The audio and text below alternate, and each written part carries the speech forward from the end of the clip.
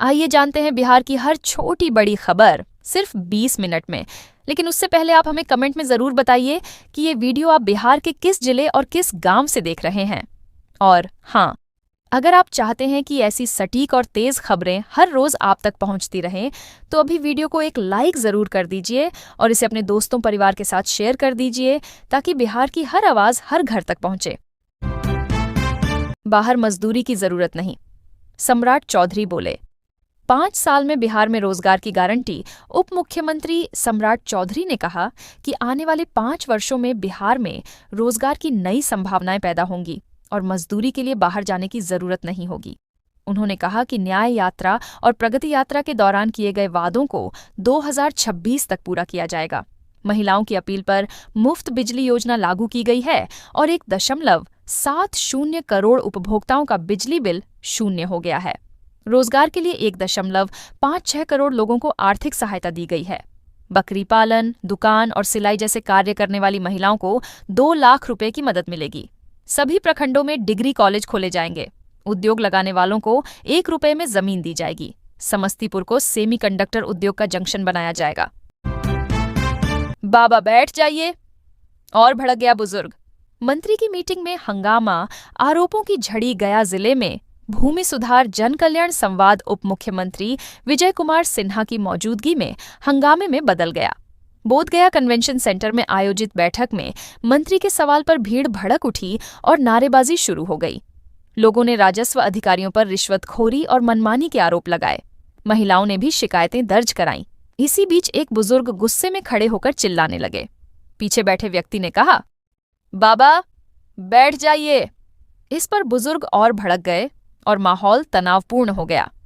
बैठक में जनता की नाराजगी साफ दिखी और मंत्री को विरोध का सामना करना पड़ा। आरजेडी को जोर का झटका। पूर्व विधान पार्षद समेत कई नेता जदयू में शामिल राजद को बड़ा झटका देते हुए पूर्व विधान पार्षद अनुज कुमार सिंह ने जदयू की सदस्यता ग्रहण की। जदयू प्रदेश अध्यक्ष उमेश सिंह कुशवाहा ने उन्हें पार्टी में शामिल कराया। इस मौके पर संजय कुमार सिंह उर्फ गांधी जी, अनिल कुमार, वासुदेव कुशवाहा और कई स्थानीय नेता मौजूद रहे। कुशवाहा ने कहा कि मुख्यमंत्री नीतीश कुमार की विकास नीतियों का ही परिणाम है कि जदयू परिवार लगातार बढ़ रहा है। अनुज कुमार सिंह का गया, अरवल और जहानाबाद क्षेत्र में मजबूत राजनीतिक प्रभाव है। उनके जुड़ने से संगठन को मजबूती मिलेगी। उन्होंने राजद पर कटाक्ष करते हुए कहा कि परिवारवाद की नीति से उपेक्षित नेता पार्टी छोड़ रहे हैं। इस मौके पर पंचायत समिति सदस्य और कई सरपंच भी जदयू में शामिल हुए। महिलाओं को 2 लाख की मदद शुरू। सीएम नीतीश बोले, आत्मनिर्भरता की ओर बड़ा कदम। मुख्यमंत्री नीतीश कुमार ने महिला रोजगार योजना पर बड़ी जानकारी दी है। उन्होंने कहा कि राज्य की महिलाओं को स्वरोजगार के लिए आर्थिक सहायता दी जा रही है। पहले चरण में 1,56,00,000 लाभुकों को 10,000 रुपये डीबीटी से दिए गए हैं। अब रोजगार शुरू करने के 6 माह बाद आकलन कर चयनित महिलाओं को 2 लाख रुपए तक की अतिरिक्त सहायता दी जाएगी। राशि चरणों में दी जाएगी, बशर्ते पहले दी गई राशि का सदुपयोग हुआ हो। अच्छी स्थिति में एकमुश्त राशि भी दी जा सकती है। सीएम ने विभाग को निर्देश दिया है कि महिलाओं द्वारा उत्पादित वस्तुओं की मार्केटिंग की व्यवस्था सुनिश्चित की जाए। योजना का उद्देश्य हर परिवार की एक महिला को उद्यमी बनाना है। लालू, परिवार को कोर्ट से राहत। 25 फरवरी तक पेशी से छूट। ट्रायल 9 मार्च से। जमीन के बदले नौकरी मामले में दिल्ली की राउज एवेन्यू कोर्ट ने लालू परिवार को बड़ी राहत दी है। अदालत ने लालू प्रसाद यादव, राबड़ी देवी, तेजस्वी यादव और तेज प्रताप यादव को 25 फरवरी तक औपचारिक आरोप तय होने की प्रक्रिया में उपस्थित होने से छूट दी है। सुनवाई के दौरान लालू, राबड़ी और तेजस्वी वीडियो कॉन्फ्रेंसिंग से पेश हुए, जबकि मीसा भारती और हेमा यादव कोर्ट में मौजूद रहीं। दोनों ने आरोपों से इनकार किया। कोर्ट ने नियमित सुनवाई 9 मार्च से शुरू करने का आदेश दिया है। इस दौरान अभियोजन पक्ष के सबूत रिकॉर्ड किए जाएंगे। सीबीआई द्वारा दर्ज इस मामले में 41 आरोपियों पर आरोप तय हुए हैं, जबकि 52 लोग पहले ही बरी हो चुके हैं। यूजीसी बिल पर बिहार में बवाल। ललन सिंह चुप। पटना की सड़कों पर सवर्ण समाज का प्रदर्शन। यूजीसी बिल 2026 को लेकर देश भर में विरोध तेज हो गया है और बिहार की राजनीति में भी हलचल है। दिल्ली से पटना पहुंचे केंद्रीय मंत्री ललन सिंह से एयरपोर्ट पर सवाल पूछे गए, लेकिन उन्होंने कोई प्रतिक्रिया नहीं दी और चुपचाप आगे बढ़ गए। उनकी चुप्पी अब राजनीतिक बहस का केंद्र बन गई है। इधर पटना में सवर्ण समाज और करणी सेना के बैनर तले गांधी मैदान से कारगिल चौक तक पैदल मार्च निकाला जा रहा है। प्रदर्शनकारी इसे जनरल कैटेगरी के खिलाफ काला कानून बता रहे हैं। जेडीयू विधायक चेतन आनंद ने भी बिल के प्रावधानों पर सवाल उठाए हैं। उन्होंने कहा कि दोषियों पर कार्रवाई जरूरी है, लेकिन निर्दोष छात्रों को फंसाने वालों पर भी सख्त कार्रवाई होनी चाहिए। अब प्लास्टिक नहीं रहेगा सिरदर्द, पटना में कचरे से बनेगा सड़क का सहारा। पटना नगर निगम ने ठोस अपशिष्ट प्रबंधन को सशक्त बनाने की दिशा में अनोखी पहल शुरू की है। अब पुनर्चक्रण योग्य न होने वाले प्लास्टिक कचरे से पेवर ब्लॉक बनाए जाएंगे। रामचक बैरिया में इसके लिए विशेष संयंत्र स्थापित किया जा रहा है, जहां प्रतिदिन 2000 पेवर ब्लॉक तैयार होंगे। राजधानी में रोजाना 1100 टन कचरा निकलता है, जिसमें 22 टन प्लास्टिक होता है। वर्षों से 13 लाख टन कचरा जमा हो चुका है, जिससे पर्यावरण और स्वास्थ्य पर दबाव बढ़ा है। नगर आयुक्त यशपाल मीणा के नेतृत्व में तैयार किए गए प्लास्टिक पेवर ब्लॉक सभी मानकों पर खरे उतरे हैं। ट्रायल के बाद बड़े पैमाने पर उत्पादन शुरू होगा। निर्माण प्रक्रिया में प्लास्टिक को पिघलाकर रेत और धूल के साथ मिलाया जाता है। हेडलाइन, बिहार में फिर लौटेगी कनकनी। 9 जिलों में बारिश और तेज हवा का अलर्ट। मौसम विज्ञान केंद्र पटना ने चेतावनी दी है कि पहाड़ों पर बर्फबारी के कारण राज्य में ठंड बढ़ेगी। अगले 24 घंटों में अधिकतम तापमान में 2 से 4 डिग्री की गिरावट होगी। 9 जिलों पूर्वी और पश्चिमी चंपारण, सिवान, सारण, मुजफ्फरपुर, शिवहर, सीतामढ़ी, दरभंगा और मधुबनी में मेघ गर्जन के साथ हल्की वर्षा के आसार हैं। हवा की गति 30 से 40 किलोमीटर प्रति घंटा रहेगी। पटना सहित अन्य हिस्सों में आंशिक बादल और सुबह शाम ठंड का असर रहेगा। बुधवार को भागलपुर का न्यूनतम तापमान 7.4 डिग्री और पटना का 14.4 डिग्री दर्ज हुआ। किशनगंज में अधिकतम तापमान 28.7 डिग्री रहा। वाल्मीकि नगर में 1.6 मिलीमीटर वर्षा दर्ज हुई। मौसम में बदलाव से 15 जिलों में तापमान गिरा है। सड़क पर पहला हक पैदल यात्रियों का, बिहार में बदलेगा ट्रैफिक सिस्टम। परिवहन विभाग ने पैदल यात्रियों की सुरक्षा और सहूलियत को प्राथमिकता देने की बड़ी पहल शुरू की है। राज्य के सभी जिलों से रिपोर्ट मांगी गई है ताकि व्यस्त सड़कों पर zebra crossing, underpass, foot over bridge और फुटपाथ बनाए जा सके। नगर विकास, पथ निर्माण और ग्रामीण कार्य विभाग से समन्वय कर सुविधाएं उपलब्ध कराई जाएंगी। जिला परिवहन पदाधिकारियों को निर्देश दिया गया है कि वे उन सड़कों को चिह्नित करें जहां पैदल यात्रियों के लिए अतिरिक्त सुरक्षा की जरूरत है। ट्रैफिक सिग्नल की स्थिति और दुर्घटना प्रवण स्थलों की भी पड़ताल होगी। शहरों में जेब्रा क्रॉसिंग का सख्ती से अनुपालन कराया जाएगा। विभाग जागरूकता अभियान भी चला रहा है, जिसमें होर्डिंग और जिंगल का सहारा लिया जा रहा है। 10 साल में अपराध 80% बढ़ा। जन सुराज पार्टी ने नीतीश सरकार को घेरा। जन सुराज पार्टी ने प्रेस वार्ता कर आरोप लगाया कि 2015 से 2024 के बीच बिहार में अपराध 80% बढ़ा है, जबकि राष्ट्रीय स्तर पर यह वृद्धि 24% रही। पूर्व आईपीएस जयप्रकाश सिंह ने कहा कि केस दर्ज कराने में थानों में कठिनाई होती है और कई बार अदालत तक जाना पड़ता है। उन्होंने शराबबंदी और बालू के अवैध कारोबार को अपराध का बड़ा कारण बताया। पिछले 10 वर्षों में 80,000 से 1 लाख केस पेंडिंग हैं, जिनमें वारंट जारी हुआ है। कुर्की जब्ती के 10 से 15,000 मामले तामिल नहीं हुए। इससे अपराधियों का मनोबल बढ़ा है। पार्टी नेताओं ने कहा कि पुलिस में भी कुछ तत्व कर्तव्यनिष्ठ नहीं हैं और दबाव व प्रलोभन में अपराधी पकड़े नहीं जा रहे। मार्च तक जाम से मिलेगी मुक्ति। पीएमसीएच को जोड़ेगा डबल डेकर फ्लाईओवर। गंभीर और गरीब रोगियों के अंतिम विश्वास केंद्र पीएमसीएच आने जाने में अब जाम से राहत मिलेगी। प्रमंडलीय आयुक्त अनिमेश कुमार पराशर ने पीएमसीएच रोगी कल्याण समिति की बैठक में कहा कि मार्च तक अस्पताल को जेपी गंगापट से डबल डेकर फ्लाईओवर के जरिए जोड़ा जाएगा। उन्होंने एडीएम नगर व्यवस्था को निर्देश दिया कि मार्ग को अतिक्रमण मुक्त रखा जाए। बीएमएसआईसीएल द्वारा बनाए जा रहे 3 मल्टी लेवल कार पार्किंग से पीएमसीएच के 3 स्थानों को फ्लाईओवर से जोड़ा जाएगा।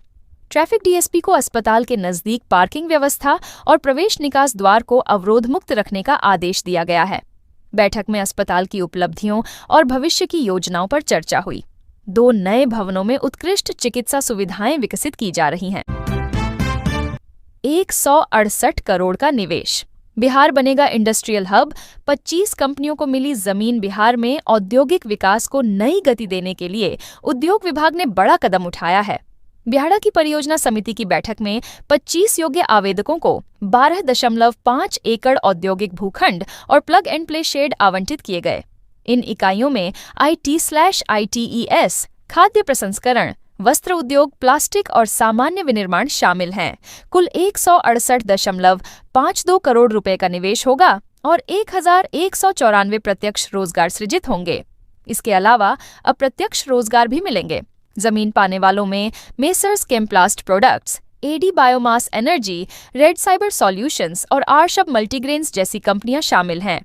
पटना, पूर्णिया, सिवान, बेगूसराय, भागलपुर, दरभंगा, भोजपुर, बक्सर, मधुबनी, नवादा, सहरसा और पश्चिम चंपारण में उद्योग स्थापित होंगे। लोहे की रॉड और ईंट से हमला। भागलपुर के तातारपुर में देर रात बवाल, आधा दर्जन घायल। भागलपुर के तातारपुर थाना क्षेत्र में बुधवार रात आपसी विवाद हिंसक झड़प में बदल गया। रिकाबगंज नया टोला में करीब 14 से 15 लोग जबरन घर में घुस आए और परिवार पर लाठी डंडे, ईंट और लोहे की रॉड से हमला कर दिया। महिला समेत आधा दर्जन लोग गंभीर रूप से घायल हुए।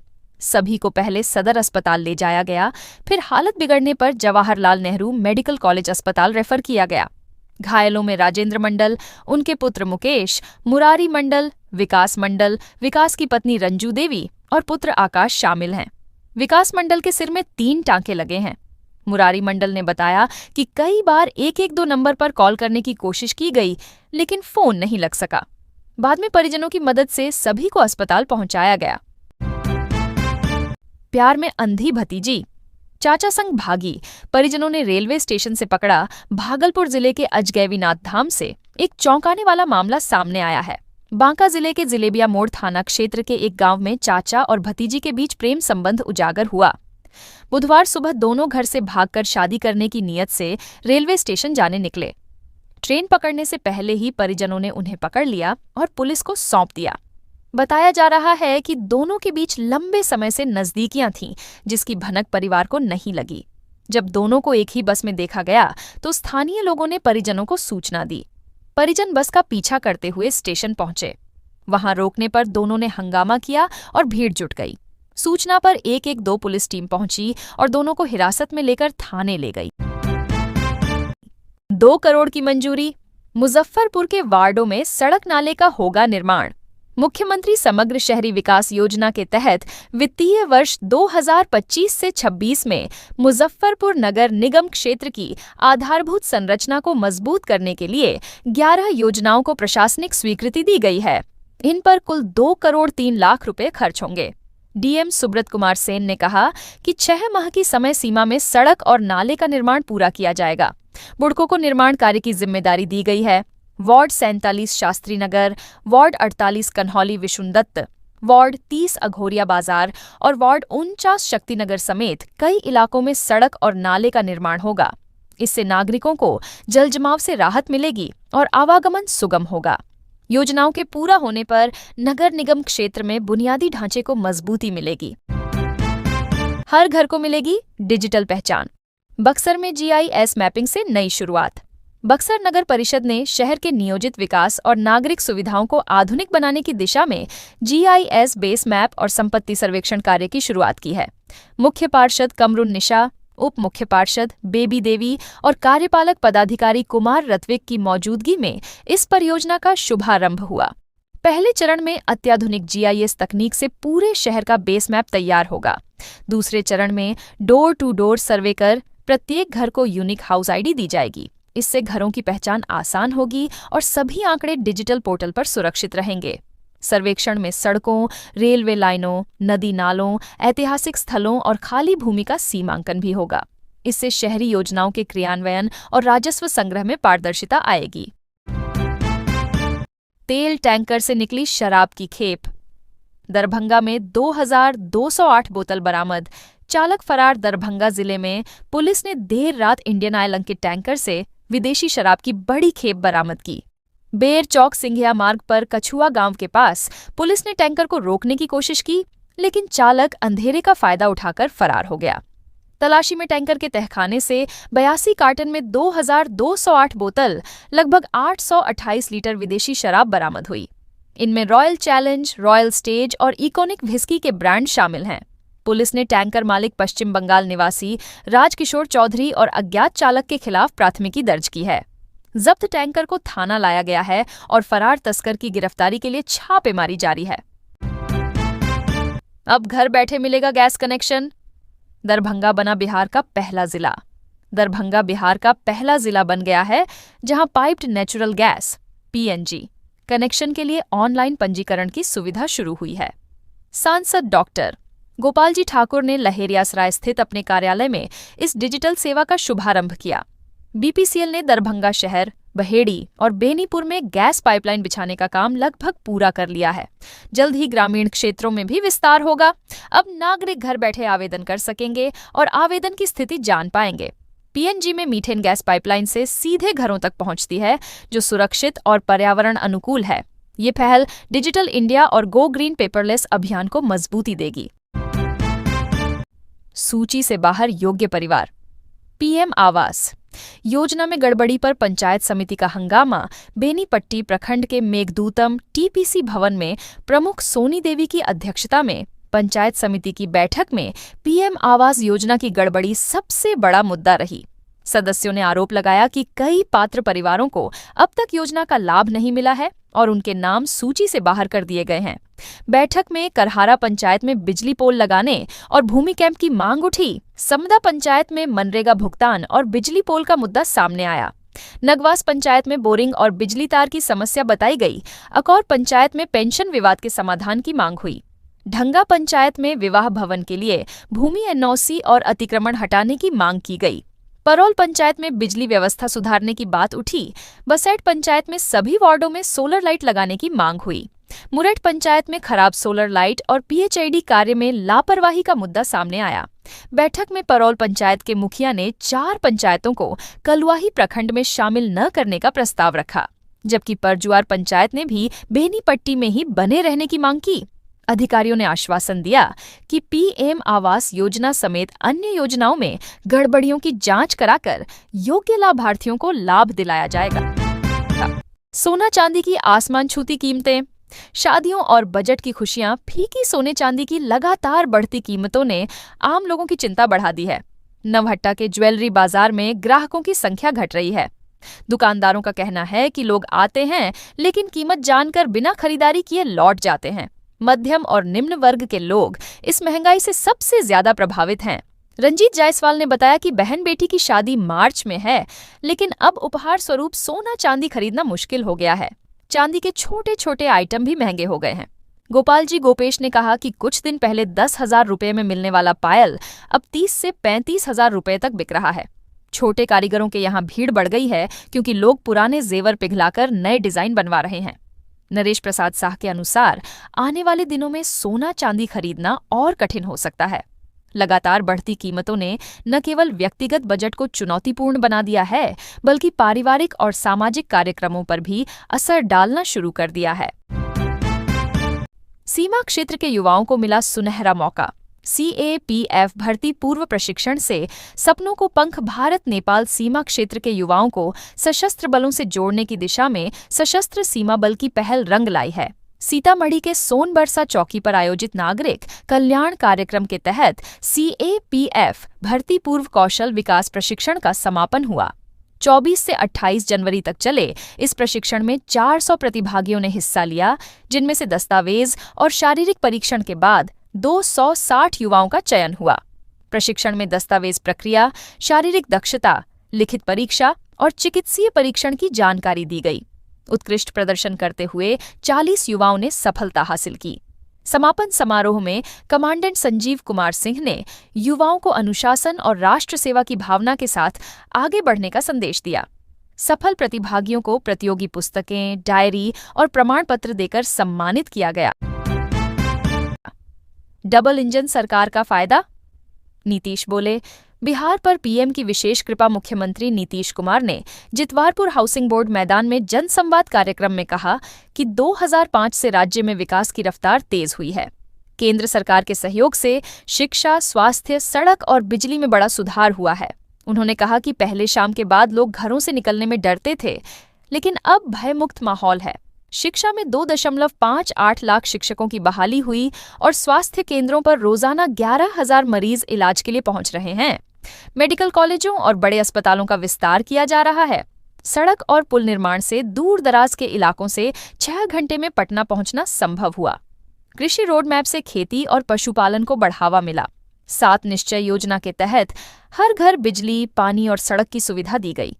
अब तक 50 लाख युवाओं को रोजगार मिला है और लक्ष्य 1 करोड़ युवाओं को रोजगार देने का है। प्रेम प्रसंग में चली गोली, सीएसपी संचालक पर हमले का आरोपी गिरफ्तार। सदर थाना क्षेत्र के दिघी पश्चिमी वार्ड नंबर 3 हनुमान मंदिर के पास 24 जनवरी को हुई गोलीकांड की गुत्थी पुलिस ने सुलझा ली है। लालगंज थाना क्षेत्र के केशवपुर निवासी सीएसपी संचालक मनीष कुमार पर बाइक सवार बदमाशों ने सिर में गोली मारी थी। जांच में सामने आया कि विवाद एक महिला से प्रेम प्रसंग को लेकर हुआ था। पुलिस ने मुख्य आरोपी शिवम कुमार उर्फ सुप्न को गिरफ्तार कर लिया है। उसके पास से घटना में प्रयुक्त पिस्तौल और 2 खोखा बरामद किए गए। पूछताछ में आरोपी ने गोली चलाने की बात स्वीकार की और एक अन्य साथी का नाम भी बताया, जिसकी तलाश जारी है। आरोपी का आपराधिक इतिहास भी है। उसके खिलाफ पहले से कई मामले दर्ज हैं। घटना के बाद घायल मनीष कुमार को सदर अस्पताल से पटना रेफर किया गया था, जहां उनका इलाज जारी है। पुलिस ने कहा कि प्रेम प्रसंग के विवाद ने इस वारदात को जन्म दिया। शौच के लिए गए बुजुर्ग पर भालू का हमला, ग्रामीणों ने शोर मचाकर बचाई जान। पश्चिम चंपारण जिले के वाल्मीकि टाइगर रिजर्व के गोवर्धना वन क्षेत्र में गुरुवार सुबह एक बुजुर्ग पर भालू ने हमला कर दिया। 70 वर्षीय सुखल महतो शौच के लिए नदी किनारे गए थे, तभी अचानक भालू ने उन पर हमला कर दिया। उनके शोरगुल पर ग्रामीण मौके पर पहुंचे और जान बचाई। घायल को पहले रामनगर प्राथमिक स्वास्थ्य केंद्र ले जाया गया, जहां प्राथमिक इलाज के बाद बेतिया जीएमसीएच रेफर किया गया। डॉक्टरों ने बताया कि उनके दाहिने हाथ में गहरे जख्म हैं और बेहतर इलाज के लिए रेफर किया गया है। वन विभाग को घटना की जानकारी दी गई है। ग्रामीणों की तत्परता से उनकी जान बच सकी, लेकिन इस घटना ने इलाके में दहशत फैला दी है। जीविका दीदियों को मिलेगा आसान ऋण, तय हुई शर्तें। 18 से 65 वर्ष आयु सीमा बिहार में जीविका समूह से जुड़ी महिलाओं को अब आसान ऋण की सुविधा मिलेगी। जीविका निधि साख सहकारी संघ लिमिटेड की आरण नीति पर आधारित कार्यशाला में बताया गया कि महिलाओं को 3 श्रेणियों में ऋण दिया जाएगा। अल्पकालिक ऋण 15,000 रुपये तक, सूक्ष्म ऋण 15,000 से 75,000 रुपये तक और लघु ऋण 75,000 से 2 लाख रुपये तक मिलेगा। सभी ऋणों पर 12% वार्षिक ब्याज दर लागू होगी। अवधि क्रमशः 12, 24 और 36 माह तय की गई है। प्रशिक्षण में परियोजना कर्मियों को डिजिटल प्रक्रिया और पात्रता मानदंड की जानकारी दी गई। इस योजना से महिलाओं को स्वरोजगार और आर्थिक सशक्तिकरण का अवसर मिलेगा। मुख्यमंत्री महिला रोजगार योजना के तहत पहले ही 10-10 हजार रुपये दिए जा रहे हैं। अब इन आरणों से दीदियों को बड़े स्तर पर रोजगार और उद्यमिता का अवसर मिलेगा।